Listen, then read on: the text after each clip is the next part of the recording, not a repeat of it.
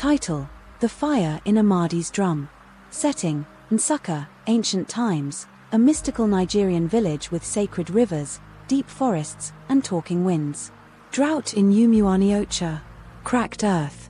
Withered yams. Villagers look up at a cloudless sky. Long ago in the hills of Nsukka, the village of Umuahneocha suffered a great drought. For 7 moons, not a drop of rain fell. The rivers shrank, the ground split, and hunger walked among the people like a thief in the night. But in a small hut by the riverbank lived a boy named Amadi, with a heart as bold as the thunder and hands born to drum. The gift of the drum. Flashback scene: a younger Amadi kneels before the sacred river. The water glows.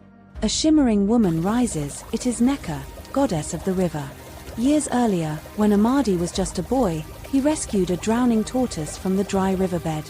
That night, the goddess Nneka rose from the water and said, "For your kindness to one of my own, take this drum. But guard it. It carries the rhythm of the skies." She hands him a drum made of carved wood and bound with python skin. It pulses with light. Amadi becomes a legend. Amadi plays the drum in the village square. Clouds gather. Rain falls. Children dance. Crops grow. From that day, whenever the skies went silent, Amadi would beat his drum and the heavens would answer. Rain poured. Harvests returned. He became the village's hope.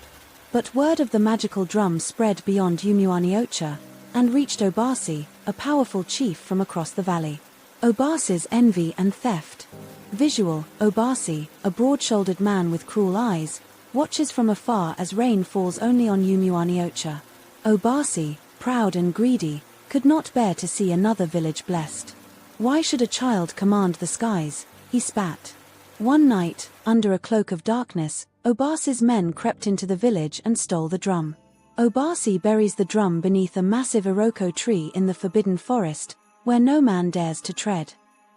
The quest begins. The village dries up again. Amadi sits in silence as the wind rustles through dead leaves. Without the drum, the drought returned, fiercer than before. Crops died. Children wept.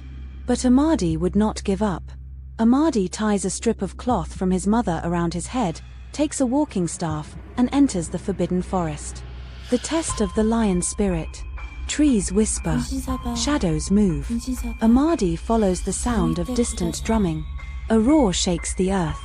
Enter Eziogwu, the lion spirit, ancient and glowing with golden patterns.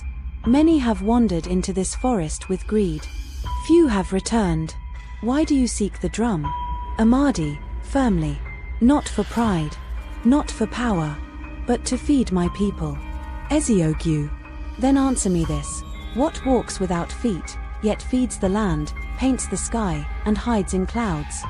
Amadi closes his eyes, breathes, then speaks. Amadi. Rain.